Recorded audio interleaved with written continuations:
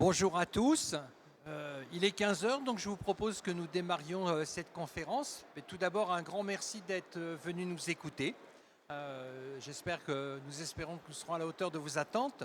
Donc, à ma gauche, je suis Alain Beauvieux, donc je pense que la photo est assez reconnaissante. Et à ma gauche, François Laurent, donc, a été président pendant une douzaine d'années d'une association bien connue qui s'appelle l'ADTEM, qui est de très loin la première association de marketing en France, qui regroupe un peu plus de 1000 sociétés, je crois, 1500, et qui dirige par ailleurs un cabinet de conseil qui s'appelle Consumer Insight. Et puis, à sa gauche, Kevin Giraudot, qui lui vient du monde de l'enseignement, puisqu'il est le directeur opérationnel de l'école française de l'hôtellerie du tourisme qui est à Paris. Alors vous allez me dire, c'est étonnant puisque on ne voit pas trop d'hôteliers. Alors en fait, quand on a monté cette conférence, on voulait parler d'expérience client. Ce dit en passant, on l'a monté en octobre dernier et j'ai bien compté que sur les 25 conférences de Food Hotel Tech, 7 allaient parler de l'expérience client. Donc on s'était pas trop trompé de thématique. Bon. Mais nous, on a voulu la traiter sous un angle un petit peu original, c'est-à-dire justement de faire parler des gens dont le métier n'est pas l'hôtellerie et la restauration. Pourquoi? Parce que l'expérience client, bien évidemment, que ça se retrouve dans tous les secteurs économiques. Des clients, il y en a partout. Et c'est tout l'intérêt d'avoir fait venir notre ami François Laurent, qui lui, en tant que président de la DTEM, a côtoyé donc 1500 entreprises de tout univers et qui se sont posé déjà des questions qu'on peut se poser aujourd'hui dans le secteur des CHR. Et Kevin va apporter une dimension supplémentaire qui est celle de l'enseignement et de la formation dont on se rend bien compte qu'elle est clé dans les métiers de service et que quand on parle d'expérience client, il y a à la base une prestation de service qui est à l'auteur de ce que va être l'expérience. Moi, je vais plutôt vous parler du volet technologique, puisque c'est notre métier. Je préside un éditeur de logiciels. Je suis moi-même informaticien de formation et très précisément ai travaillé toute ma vie dans l'édition de logiciels. Et donc, vous apportez plutôt un volet technologique. En quoi la technologie peut vous aider? Bon. Alors, nous sommes partis d'un constat qui est celui-ci, donc qui sont les données que ont compilé nos amis de Coach Omnium sur la réalité du marché de l'hôtellerie. Donc on voit première colonne 2013 et puis la colonne suivante 2024. C'est la variation entre 2013 et 2024 avec un point milieu qui est le 2019. Et premier constat que j'ai entourné en rouge, c'est ce que j'appellerais, et le terme n'est pas désobligeant, ce que j'appellerais l'effondrement du marché d'entrée de gamme. Moins 25% sur un marché, c'est à peu près la moyenne de ce qui était écrit au tableau dans le cercle rouge. C'est évidemment, ça fait très très mal. Bon. Alors pourquoi ce marché s'est effondré? Pour plusieurs raisons. Et la première d'entre elles, c'est celle-ci. C'est celle-ci, en haut à droite. C'est un marché qui est en train d'être complètement préempté par Airbnb. Quand on voit, donc ce sont des données très récentes, 930 000 annonces, c'est-à-dire finalement lieu de location, on est en concurrence directe sur ce marché-là et ça devient extrêmement difficile pour des gens dont le métier était simplement d'avoir une hôtellerie simple mais agréable. Bon. Et puis il y a à gauche, j'ai copié ce qu'avait publié le Financial Times en octobre dernier, qui annonçait que Uber était en négociation pour acheter Expedia. Alors Uber et Expedia, les deux, ça fait à peu près 50 milliards de dollars de chiffre d'affaires. Inutile de vous dire que ça fait un acteur qui sera le numéro 1 sans aucun problème. Bon. On connaît la puissance de frappe de ces gens-là. Évidemment que ça change un tout petit peu la donne. Bon. Et de ce point de vue, je ne sais pas si l'opération se fera, je ne suis pas devin ni prospectiviste, mais c'est évident que si un Uber s'est intéressé à Expedia, deuxième OTA après Booking, d'autres vont avoir l'idée. Donc ça veut dire que l'économie des plateformes, pour employer un terme à la mode, est en train de s'intéresser très très près à l'hôtellerie. avec des modèles économiques qui ne sont absolument pas ceux qu'on connaît. Bien évidemment, le modèle économique de Uber n'est pas ceux qu'on pouvait connaître dans le monde des taxis. Bon. Alors, ce qui est d'autant plus intéressant, c'est que si on regarde de près les chiffres donc, qui datent de ce début d'année de Airbnb, ben finalement, on se rend compte qu'ils ont des taux journaliers qui sont déjà des taux d'occupation qui ne sont pas désagréables. Bon. Et puis des prix moyens de chambre qui ne sont pas désagréables du tout et qui ne sont pas vraiment ce qu'on attendait sur une hôtellerie d'entrée de gamme. Bon. Donc on voit aussi que ce paysage il est en train de se recomposer. Alors il se recompose parce que la deuxième partie du tableau qu'on a vu tout à l'heure, elle est intéressante parce que par contre, la partie 3, 4 et 5 étoiles, elle est en forte croissance. Alors vous allez me dire, et c'est vrai, qu'il y a un glissement entre de l'hôtellerie d'entrée de gamme, du 2 étoiles qui va monter en gamme pour passer 3 et 4. On a tous en tête des exemples, c'est des choses qui arrivent. Bon, même si ça n'explique pas tout, loin s'en faut. Par contre, ça veut dire que ce segment se porte, entre guillemets, pas si mal, puisqu'il est en croissance, contrairement au premier segment. Et j'emploie le mot segment parce que c'est justement un peu le sentiment que nous avons eu. C'est qu'il y a une nouvelle segmentation qui est en train de s'opérer. D'un côté, vous avez ce qu'on appelle une hôtellerie, un marché de commodités, de utilities, de commodités. Et là-dessus, c'est un marché de plateforme, c'est un marché d'acteurs internationaux. J'ai extrait cette citation, moi, qui m'a fait beaucoup réfléchir, venant du PDG d'Uber, qui sont généralement des gens qui savent de quoi ils parlent, et qui dit c'est très très simple. Quand vous allez arriver dans une ville, on va s'occuper de vous, tout. C'est-à-dire le transport, évidemment, et vous pouvez vous apporter à manger, évidemment, et puis on va vous loger aussi. Et c'est ce qu'ils ont comme objectif.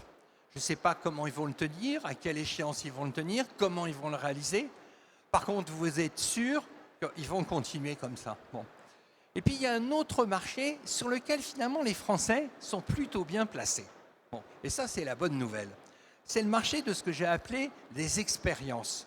On ne va pas simplement chercher une chambre pour se loger ce soir parce qu'on était à un salon à Paris et puis que finalement, on ne va pas pouvoir rentrer ce soir à Lyon parce qu'on va voir quelqu'un, mais on veut juste se loger et puis demain matin, je repars. Bon. Mais non, on va chercher autre chose. Un bon moment à passer, un moment plus agréable où on va profiter de la gastronomie, de ce qu'il y a à faire dans la région où on est. Un marché d'expérience. Donc évidemment, c'est un marché qui est plus haut en gamme parce qu'on est moins regardant sur le prix, tout simplement. On est là pour, entre guillemets, se faire plaisir. Bon. Alors la bonne nouvelle, c'est que finalement, sur ce marché, contrairement à ce qui se passe aux États-Unis, où là, c'est l'inverse, 70% des hôteliers sont des indépendants. Bon. Donc c'est un marché d'indépendants. Donc c'est un marché sur lequel, et probablement dans la salle, il y a des gens qui sont acteurs de ce marché, qui ont la possibilité justement de se repositionner, d'offrir des choses nouvelles, de réfléchir à une offre différenciante. Bon. Vous n'êtes pas employé d'Uber. Bon. J'ai rien contre Uber par ailleurs. Mais, donc, et ça, c'est tout à fait intéressant. Alors ça l'est d'autant plus qu'on voit bien qu'il y a une forme de perméabilité entre les deux. Il ne faut pas les prendre pour des imbéciles, nos amis des plateformes. Bon, ils savent ce que c'est que le marketing. Le mot expérience, ils le connaissent comme nous. Et ça c'est très récent, puisque ça date du début de la semaine. C'est intéressant de voir que Airbnb pousse dans cette direction. Alors, en poursuivant notre analyse pour préparer cette conférence, finalement, on est retombé sur 2 études qui, de mon point de vue, n'ont pas été assez commentées en France, qui viennent de McKinsey aux États-Unis, donc repris par le magazine Forbes, et qui disait en gros, en substance, ce marché il est en train d'évoluer. Évidemment que tout le monde sait maintenant louer une chambre, la réserver à distance, la belle époque où je prenais le guide du routard ou le guide Michelin sur mes genoux puis j'appelais pour trouver une chambre, c'est terminé. Bon, ça, tout le monde. J'ai envie de dire, si vous ne faites pas ça, c'est pas la peine. C'est même plus la peine de parler. Bon, mais on est en train de demander, donc c'est la condition nécessaire, mais on est en train de demander autre chose. Et l'autre chose, et j'ai beaucoup aimé ce verbe-là, c'est qu'on a envie d'être chéri. Et c'est particulièrement vrai dans le deuxième segment que je vous ai adressé. Et le even cherished, donc qui veut dire être chéri, bon, il a une sémantique qui n'est pas simplement je réserve une chambre. On attend autre chose. Et c'est là que le mot expérience client va prendre tout son sens. Et quand on y réfléchit bien, Ben, on n'est pas spécialement dans le monde de l'hôtellerie. Parce que quand on va acheter un produit de luxe, un joli canapé ou je ne sais quoi, ben, on s'attend aussi à ce genre d'attention. Bon. Et ce que va nous expliquer François, à qui je vais passer la parole, c'est que finalement, ce mouvement, il n'est pas spécifique au mouvement d'hôtellerie et de la restauration, que c'est un mouvement beaucoup plus global, que c'est une tendance sociétale beaucoup plus globale. Donc François, je te pose la question qui est écrite, que tu vois et que tu connais. Est-ce que tu peux nous expliquer en quoi c'est pas spécialement, c'est pas spécifique à l'hôtellerie? Tu peux passer. Oui, alors bonjour. Bon, je suis pas spécialiste de l'hôtellerie-restauration, je suis spécialiste du marketing, mais je suis plutôt gros client de l'hôtellerie-restauration et des fois même très exotique, puisque le premier exemple que je vais donner vient, je ne sais pas si vous avez identifié la ville, c'est Calcutta. Alors avant, je vais faire un détour par la grande distribution pour montrer finalement comment la grande distribution s'est adaptée à son client. Il y a quelques années, Leroy Merlin avait une carte de fidélité payante qui permettait d'avoir une réduction intéressante sur ses produits. Évidemment, quand on avait beaucoup de travaux à faire chez soi, on la payait, ce qui permettait pendant l'année d'avoir des réductions. Puis l'année suivante, on l'abandonnait. Ce qui n'est pas génial en termes de fidélité, parce que l'acquisition est beaucoup plus chère que la fidélité. Et donc, qu'est-ce qu'ils ont fait? Ils se sont dit, quel est le problème du client? Le problème du client, c'est d'avoir des réductions tout au long de l'année, ce qui est une bonne chose, mais c'est aussi d'avoir une vie facilitée. Or, quel est le problème quand on va dans un magasin de bricolage acheter un joint, un écrou, un petit flexible de lavabo pour remplacer? On arrive devant le rayon et on se dit « Ouh là là, c'est du 12, du 14 ou du 16 ?» Et bien avec Leroy Merlin, c'est simple. On prend le 12, 14 et 16, on paye avec sa carte de fidélité Leroy Merlin, et puis après, on vient et puis on rend. On ne vous demande pas de facture, vous rendez et c'est terminé. Ça facilite beaucoup la vie. Moi, je suis assez bricoleur. Je trouve que maintenant, j'ai aucune envie d'aller ailleurs. Et là, c'est ce que j'appellerais de l'expérience client, mais où finalement tout a été codifié par le marketing.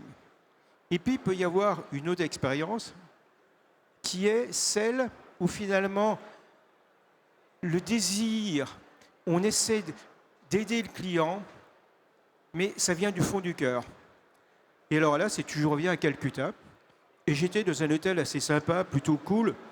Et croyez-moi, quand on est à Calcutta, on avait envie d'être dans un endroit un peu cool le soir. Et puis, j'arrive au bar et il y avait, comme partout, les happy hours et un cocktail. Et puis, je ne sais plus exactement ce qui s'est passé, c'est un peu loin, mais il n'y avait plus le cocktail du soir et le barman me dit, il y a un autre truc assez sympa, etc. On commande, on déguste, et puis au moment que la note arrive pour la signer, on s'aperçoit que, sauf que c'était nettement plus cher que ce qui était prévu dans les happy hours. Bon, le soir, je passe à la réception, et je dis au gars de la réception, je lui dis, c'est quand même pas très cool votre truc. Et il me dit, oui, non, je comprends. Puis il y a le problème de langage. C'est de notre faute. J'annule la note. C'est quand même pas codifié, c'est tout à fait naturel. Et je trouve que là, c'est une façon finalement d'anticiper les besoins du client qui est quand même assez génial. Et ça donne envie de revenir. Justement, Kevin, en préparant la conférence, tu as fait une remarque que j'avais notée, où tu disais, en France, on peut offrir un excellent service. Le problème, c'est qu'on n'a pas toujours envie de le faire. Oui, merci Alain, et c'est exactement ça. Et ça va au-delà même de l'hôtellerie, de la restauration, du tourisme en règle générale aussi, parce que c'est plus la spécialité de notre école. Là, je peux vous poser par exemple une question, juste à main levée. Qui pense qu'on a un très bon service au niveau de l'accueil et de l'expérience client en règle générale, que ce soit hôtellerie, restauration compris? À main levée. Ok.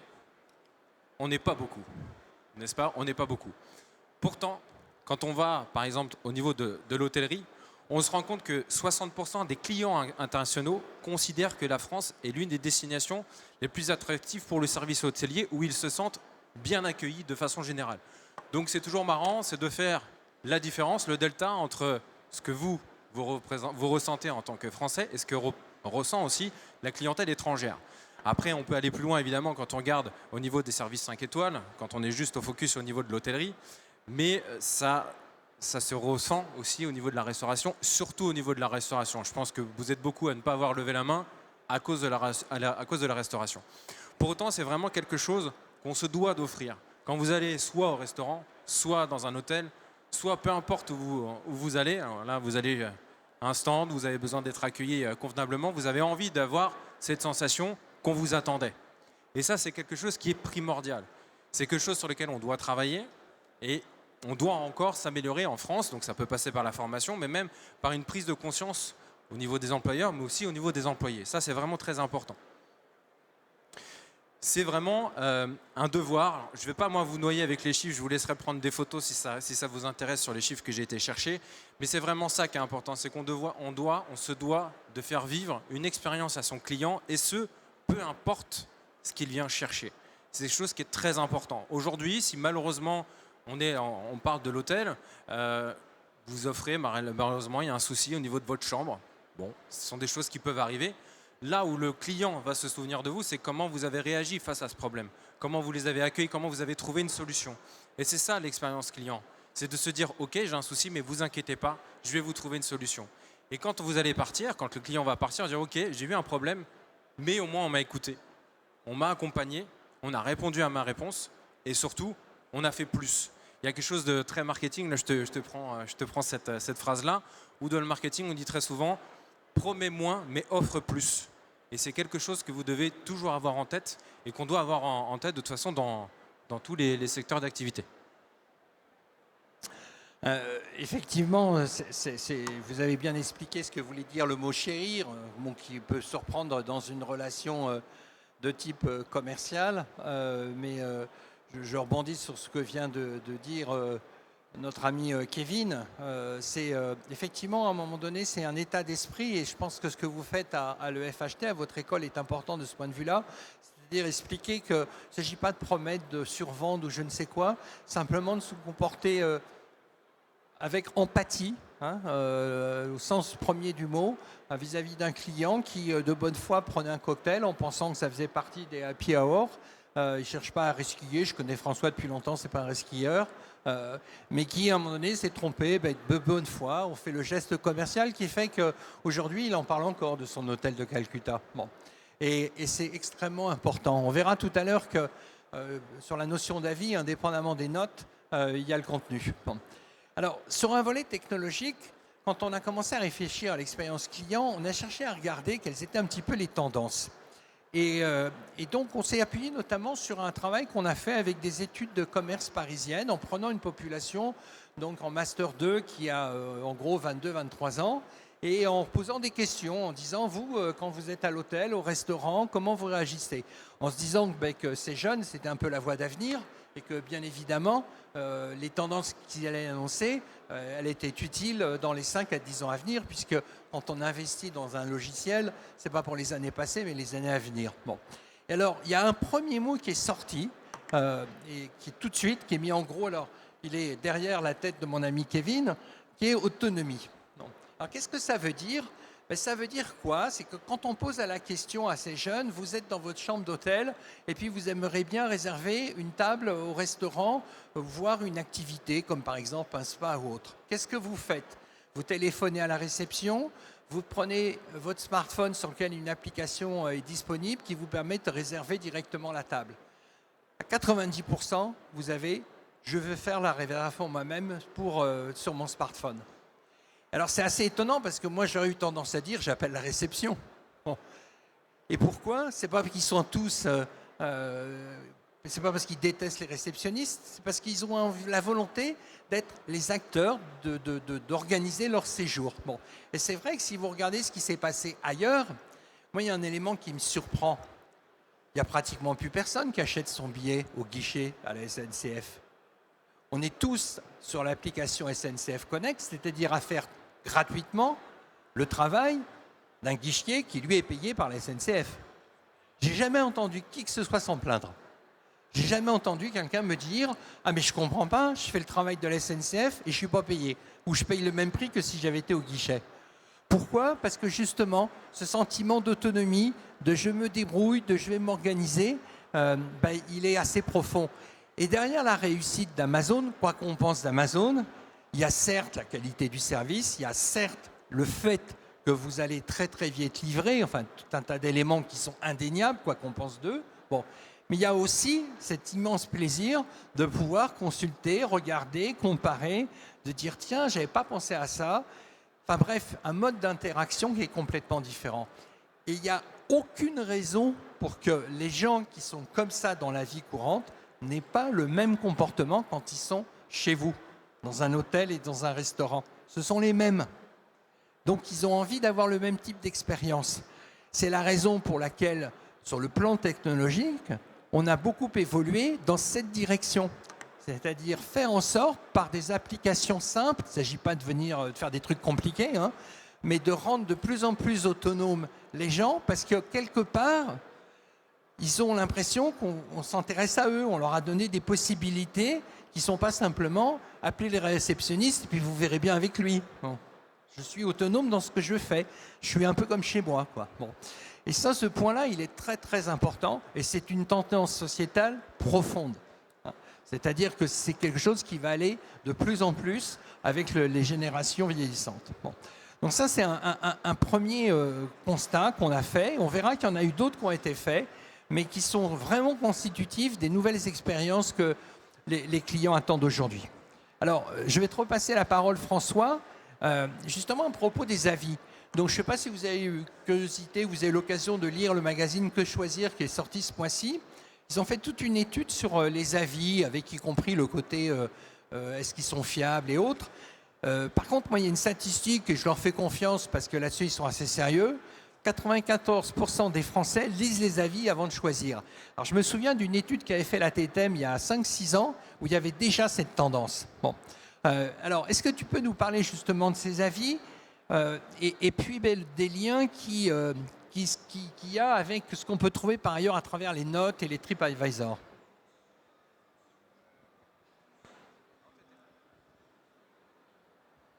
Ça marche, touche à rien. Ah bon, ok.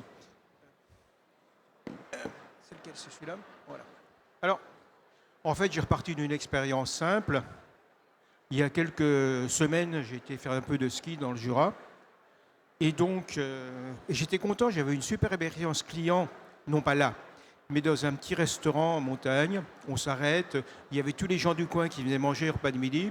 Il y avait entrée, plat, fromage, dessert, café, 15 € par personne. Jusque-là, c'était quand même assez extraordinaire. Et puis on arrive à Poligny et la fruitière ouvrait un quart d'heure plus tard, donc sur la place. Je me dis, je vais me prendre un café au bistrot du coin, bistrot-restaurant. Et là, évidemment, quand on va prendre un café, on ne regarde pas les avis. J'aurais regardé les avis, j'aurais peut-être pas été là.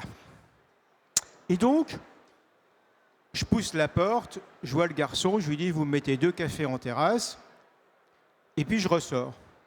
Un quart d'heure après, le garçon revient. Manifestement, c'était un stagiaire qui s'était fait renvoyer par son patron, dans les baskets par son patron, parce qu'il me dit, on est désolé, mais on ne sert pas de café en terrasse. Au bout d'un quart d'heure, ça m'a un peu énervé. Donc, quand je suis énervé, j'aime bien titiller, ça c'est mon côté professionnel du marketing pour pousser les jusqu'au bout. Non seulement je mets un avis sur Google, mais refus de vente, signal conso, histoire de voir. Ça, c'est la réponse du bistrot. J'ai jamais vu quelque chose d'aussi innommable pour un patron de bistrot. Se foutre de la gueule des gens comme ça, c'est pas mal. Ça s'appelle Au Platane à Poligny, si vous n'avez pas remarqué, si vous passez par là quand même, il faut le savoir. Hein. Donc, qu'est-ce que j'ai fait de cette réponse? Si vous voulez la relire, elle est sur les avis Google. J'ai aussi envoyé cette réponse à l'Office du tourisme de Poligny, comme ça, pour pouvoir leur dire, c'est comme ça, Poligny? Pas de réponse. C'est complètement débile, parce que quelque part, Je sais que le restaurateur faisait partie de leurs membres, mais des fois, s'excuser d'une connerie, c'est quand même pas mal. Alors, vous allez me dire, oui, mais qui les lit, ces avis? Et il faut quand même savoir qu'il faut 6 avis positifs pour contrebalancer un avis négatif. Donc ça, plus l'avis de la personne avant, bon, hormis ceux qui n'ont pas le choix de faire autre chose que d'aller là. C'est extrêmement important, effectivement. Ça me rappelle la citation de Warren Buffett qui disait faut 10 ans pour construire une renommée, quelques heures pour la détruire. Bon. Il n'y a qu'à regarder ce qu'est en train de faire Elon Musk avec la marque Tesla et les ventes qui s'effondrent.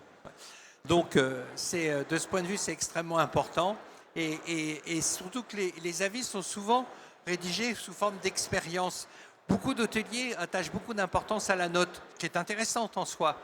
Mais quand j'ai donné la statistique, j'ai dit 94% des gens regardent les avis. Ce n'est pas simplement la note, c'est ce qu'ont dit les gens. C'est-à-dire que ce qui les intéresse, c'est l'expérience qu'ils ont vécue. Comment ça s'est passé, le moment qu'ils ont vécu. Bon. Alors, de ce point de vue, je vais passer la parole à nouveau à Kevin, parce que tu pourrais... Voilà, super. Bon. Vous intégrez de plus en plus dans vos formations cette dimension marketing. Alors, est-ce que tu peux préciser ? Alors oui, il y a cette dimension marketing, comme tu dis, mais déjà, ce qui est important, c'est de comprendre que quand on est dans un hôtel, ou peu importe, dans une structure où on a besoin de l'expérience client, avec la relation du client et surtout la gestion de la relation client, sont deux notions qui sont complètement différentes. Très souvent, quand on pose la question à certaines personnes, ils te disent bon, c'est la même chose. C'est pas du tout la même chose.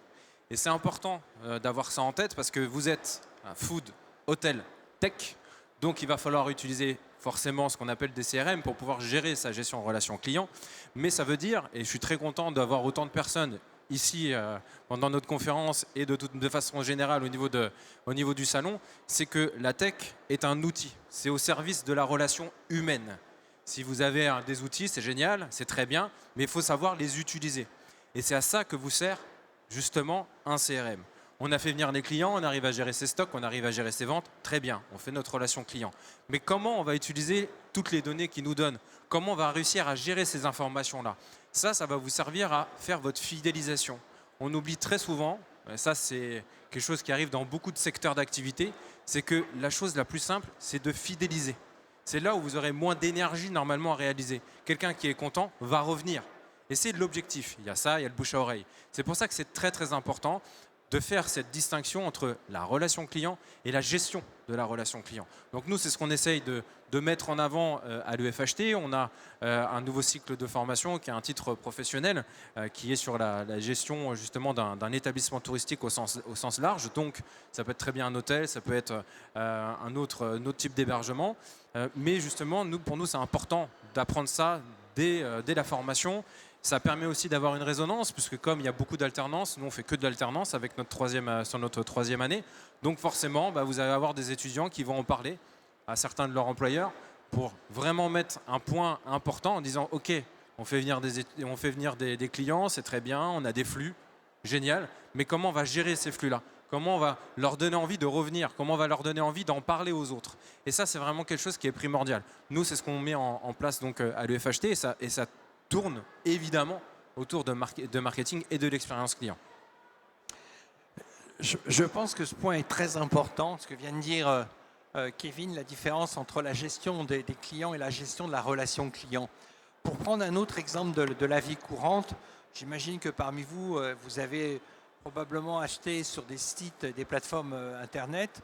Je ne sais pas si vous avez fait l'expérience sur Amazon, je ne suis pas spécialement fanat d'Amazon, mais je leur reconnais quelque chose, c'est qu'ils sont très doués dans l'art de vous envoyer des informations sur des sujets qui ont une forte chance de vous intéresser. Bon, moi, je suis passionné d'histoire et donc je cherche toujours des livres qui ne sont pas toujours faciles à trouver. Je reconnais qu'Amazon a, de ce point de vue-là, un énorme avantage par rapport à mon libraire préféré. Bon, mais j'ai régulièrement un mail avec un ouvrage, pas 51. Et vous voulez que je vous dise, à chaque fois je le lis, parce que c'est bien trouvé. Ils sont très très forts, parce qu'ils ont été capables de modéliser mes centres d'intérêt. Je n'imagine pas qu'il y ait quelqu'un qui, derrière son ordinateur, pianote pour m'envoyer un mail personnel. Ça, j'y crois pas un instant. Tout est entièrement fait automatiquement. Mais ils ont été très, très forts dans cette capacité à gérer mes centres d'intérêt et à me faire des propositions que je lis de manière quasi systématique. Bon. Donc, c'est cet exemple-là qu'il faut garder en tête. C'est-à-dire, on y reviendra tout à l'heure, mais être capable de gérer une relation client, c'est déjà être capable de comprendre son client. Qu'est-ce qu'il aime, qu'est-ce qu'il n'aime pas, qu'est-ce qu'il aime mieux, et ainsi de suite. Alors, c'est d'autant plus vrai que si j'ai pris cet exemple d'Amazon, qui est mondialement connu, c'est parce que là aussi, il y a une espèce de rupture. C'est-à-dire que l'économie a évolué et les attentes des clients, quel que soit le secteur, sont plus les mêmes. François, en préparant la conférence, me disait on assiste à une rupture. Bon. Et donc, il va essayer de nous expliquer avec son œil de professionnel du marketing, c'est quoi cette rupture. Et après, on verra ce que ça peut vouloir dire pour les hôtels et les restaurants. Oui. En fait, quand j'ai commencé à travailler sur ce qu'on appelait le Web 2.0 dans les années 2000, finalement, il y avait une opposition entre Booking d'un côté et les grandes chaînes d'hôtels au niveau de la réservation. Bon. Le problème, c'est qu'aujourd'hui, beaucoup de gens sont restés encore sous cette idée qu'il y a des grands acteurs qui se battent, Booking, Accor, Airbnb en plus aujourd'hui. Mais la société, ces 3-4 dernières années, a évolué de façon gigantesque. Et si on n'a pas en tête ces évolutions, qu'on pense, comme il y a encore 5-6 ans, on a tout faux. Alors, qu'est-ce qui s'est passé? Il s'est passé des tas de choses dans notre vie qui ont marqué complètement notre population. Le Covid et le confinement. On en parle beaucoup ces jours-ci puisqu'on fête l'anniversaire. Mais il y a eu d'autres ruptures. Il y a eu tout ce qui a pu se passer, la guerre sur l'Europe. Ça, on n'y pensait pas, on ne pensait pas le voir. Aujourd'hui, on revoit ce qui se passe avec Trump, etc. Tout ça, ça change les mentalités. L'environnement, ça aussi. Aujourd'hui, on pensait qu'on allait retrouver une société, que les choses après le Covid, on allait repartir vers des choses plus écologiques. Et on s'aperçoit que tout repart comme avant. Et par contre, pour les jeunes, la dimension écologique est fondamentale. Autre rupture, je ne reviens pas sur les gilets jaunes, mais la paupérisation d'une partie de la population. 30% de la population vit à peu près en dessous du seuil de pauvreté. C'est quand même gigantesque. D'où la montée des restaurants du cœur, etc. Et cette envie d'autre chose de nature. Alors, cette envie de durabilité de nature, je pense que dans le secteur de l'hôtellerie et de la restauration, ce n'est pas juste rajouter des bouquets de fleurs sur la table et vendre des chambres un peu à la campagne. C'est aller beaucoup plus loin et de montrer qu'on est capable de respecter des choses. Je voyais par exemple de l'eau qui vient de montagne, c'est bien, mais peut-être que de l'eau qui est tirée du robinet filtré et qui vient d'ici même, ça peut peut-être avoir des clients qui se disent « oui, on ne nous en fume pas avec d'autres choses ». Et puis, il y a d'autres modèles. J'ai juste un petit modèle inventif que j'ai trouvé, mais qui est assez rigolo. Je prévoyais un voyage en Australie. Et là, ce n'est pas un tour opérateur. Ce n'est pas quelqu'un qui vend du voyage. C'est juste un gars qui vous dit, ben voilà, moi je fais un petit peu de conseils. Donc je peux vous aider, moyennant un petit peu de finance, mais pas cher.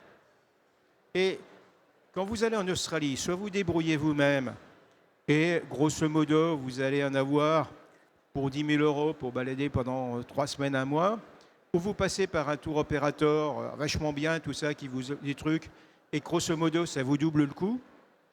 Et puis vous avez ce genre de service qui arrive, qui se développe de façon intelligente. Et je trouve que c'est ça qu'il faut être capable aujourd'hui, c'est d'inventer de nouvelles solutions qui soient différentes et qui aident les gens. Alors, ce que dit François est important et ça nous a amené à une vraie réflexion sur, mais toujours pareil, quelles sont les nouvelles attentes.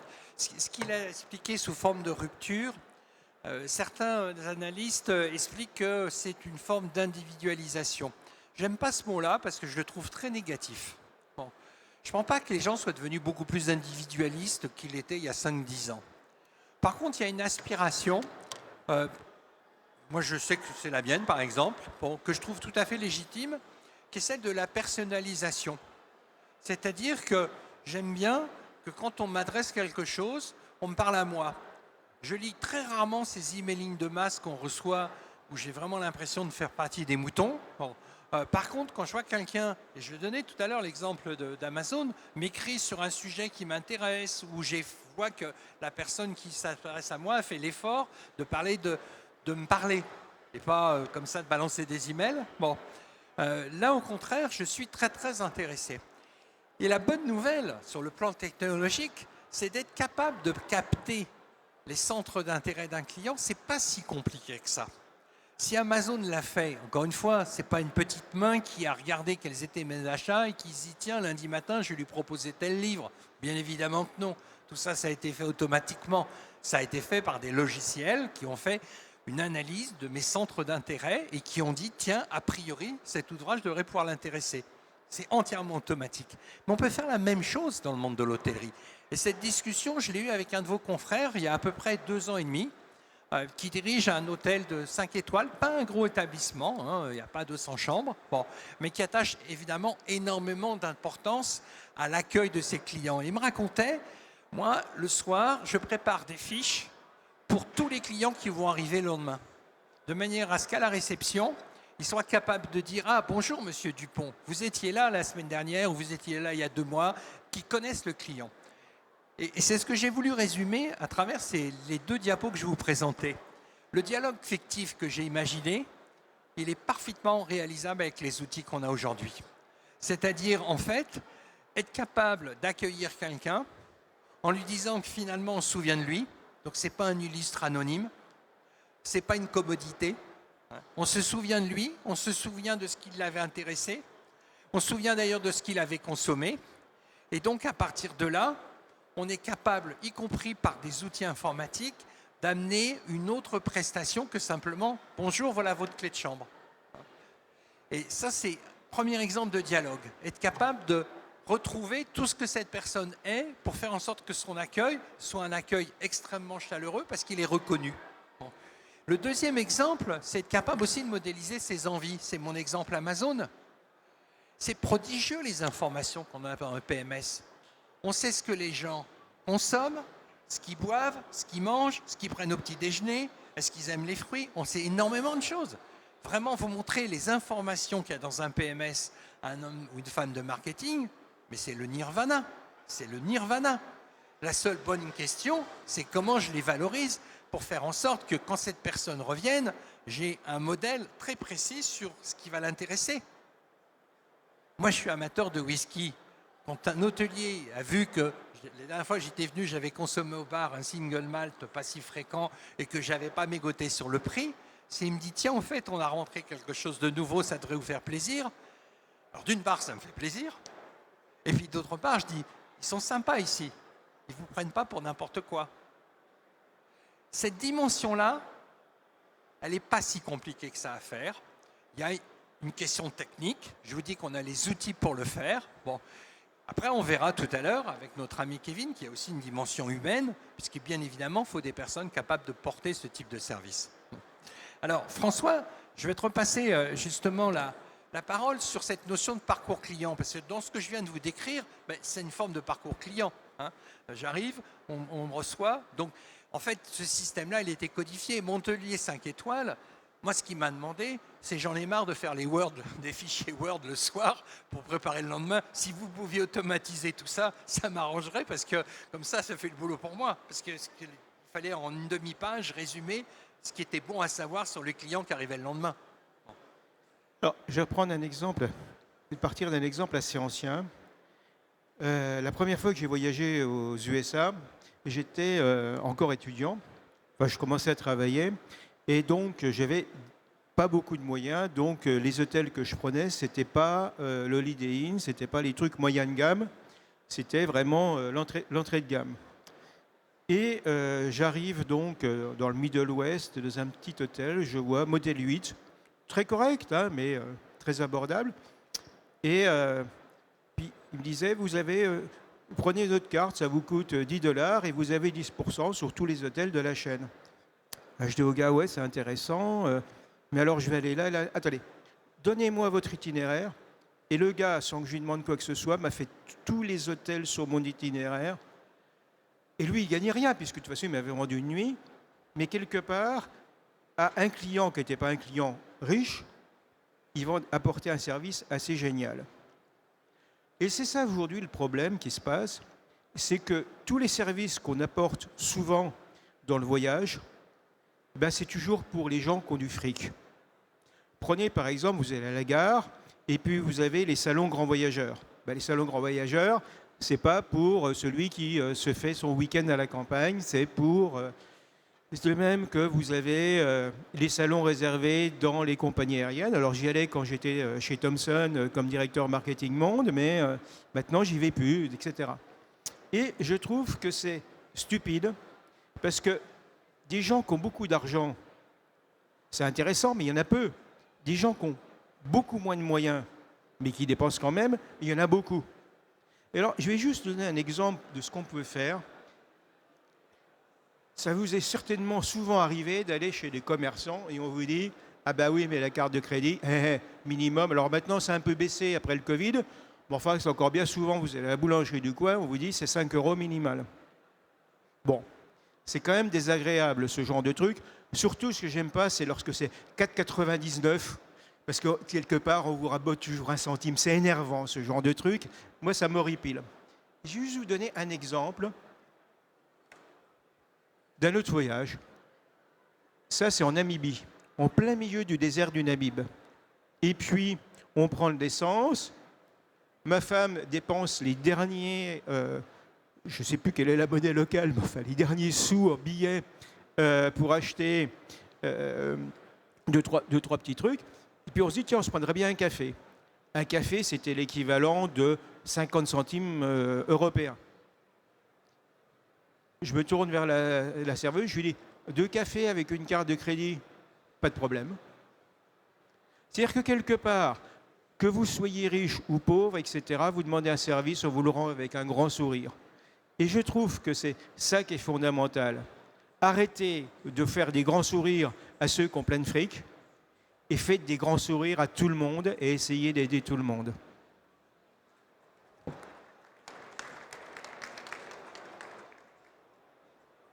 Est-ce que tu aurais, Kevin, un conseil à donner pour se démarquer, justement? François vient de donner un qui semblait avoir été apprécié.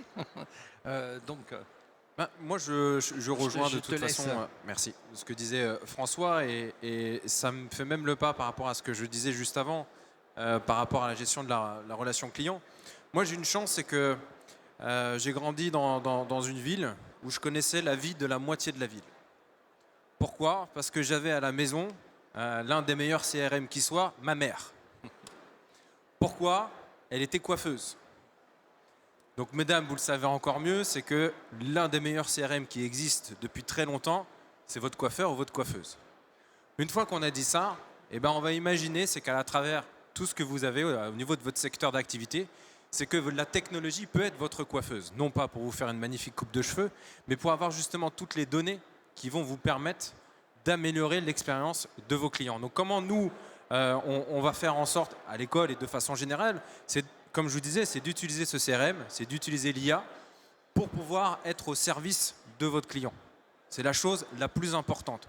Comme je l'ai dit, comme je le répète, même quand l'IA est arrivée, on a eu ChatGPT en premier lieu, et tout ce qu'on a aujourd'hui, on a eu peur, on dit ça va remplacer l'humain, etc.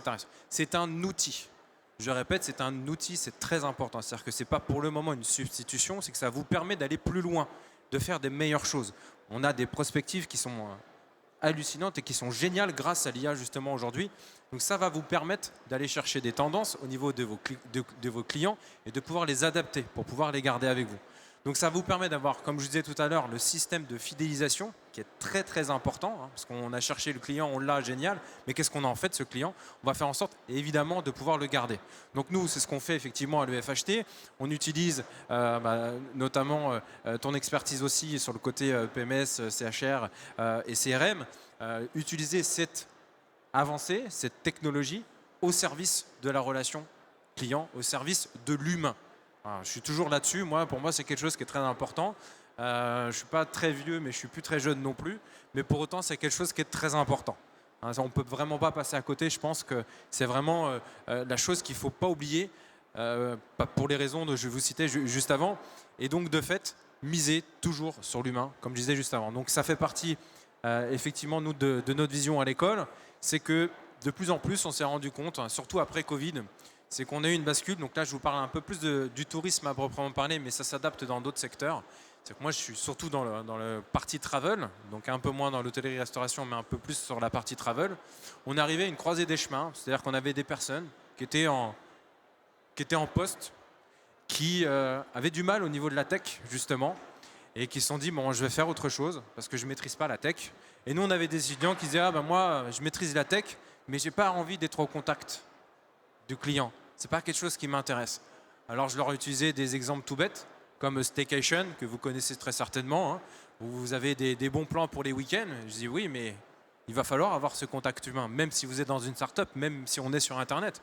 Parce que nos très chers amis de Staycation, quand ils vont chercher des clients, quand ils vont chercher des offres, il faut qu'ils se déplacent. Donc, ils sont obligés de toujours être en contact de l'humain. Donc, la tech, oui, mais toujours au service de l'humain. Donc, c'est quelque chose qui est vraiment important. C'est ce qu'on essaye de ramener, nous, à l'EFHT, en disant que oui, à la technologie, c'est très bien. Après, il y a de la tech, mais il faut bien savoir s'en servir. Parce que je peux vous dire que quand on leur demande d'aller un peu plus loin sur Insta, juste là-dessus, ou sur Facebook, des fois, on rigole un peu quand on demande d'aller un peu plus loin. Mais c'est vraiment ça qui est important, c'est d'allier les deux. L'un est au service de l'autre, mais l'un n'est pas une substitution de l'humain. L'IA et la tech n'est pas encore une substitution. C'est la chose la plus importante. Le mot de la fin à François. Alors, je vais rebondir un peu sur ce côté de l'humain. En fait, à l'ADTM, on parle beaucoup de marketing responsable. Et le marketing responsable, en fait, ça s'appuie sur un quadruple respect. Respect, évidemment, de l'environnement, ça c'est évident. Respect des fournisseurs, c'est-à-dire l'aspect amont du fournisseur, c'est important. Respect du client final, évidemment. Et respect aussi de tous ses collaborateurs. Et ça aussi, c'est important. Il ne faut pas espérer que les collaborateurs vont faire des gros sourires aux clients si eux-mêmes, ils sont traités, je dirais, avec un lance-pierre ou avec des coups de pied aux fesses. Faites l'expérience quand vous allez acheter dans une boutique de restauration, par exemple sur le salon, et que le vendeur vous regarde et vous sert comme ça, il n'y a rien de sympa.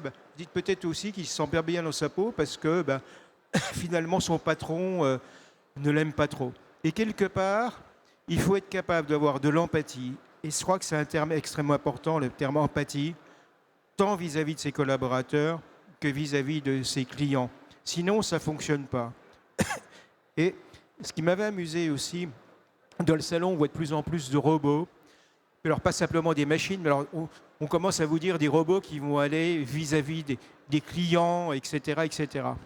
Il y a quelques années, il y avait une expérience qui a été faite au Japon où un hôtel avait remplacé tout son personnel par des robots. Et le Japon, c'est toujours en pointe, etc. Un an après, ils ont retiré la moitié des robots parce qu'en fait, non, même les Japonais, qui sont fanatiques d'intelligence artificielle, ils aiment bien avoir des hommes. Merci. On a un tout petit peu dépassé notre temps, mais il nous reste malgré tout un peu de temps pour, si vous avez des questions, une ou deux questions. Oui. Alors, tu apportes... Merci, Kevin.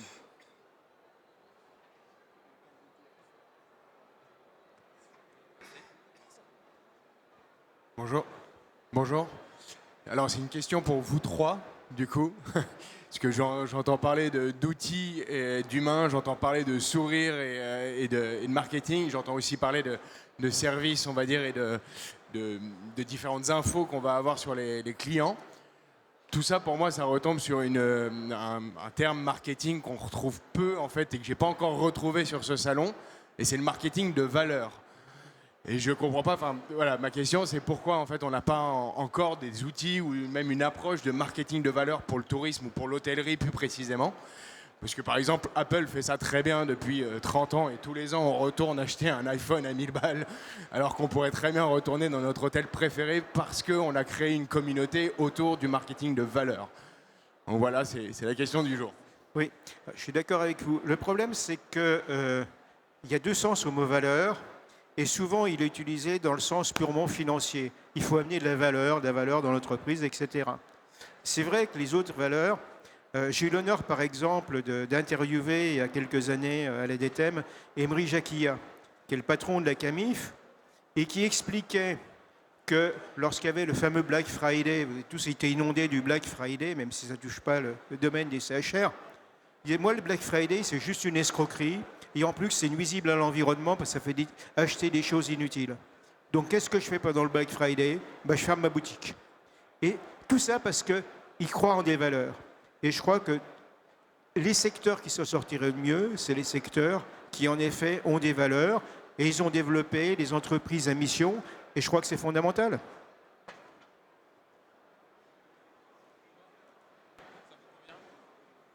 Je crois qu'on va être obligé de libérer la salle. Un grand merci. Et puis, Merci n'hésitez beaucoup. pas à nous solliciter. Merci.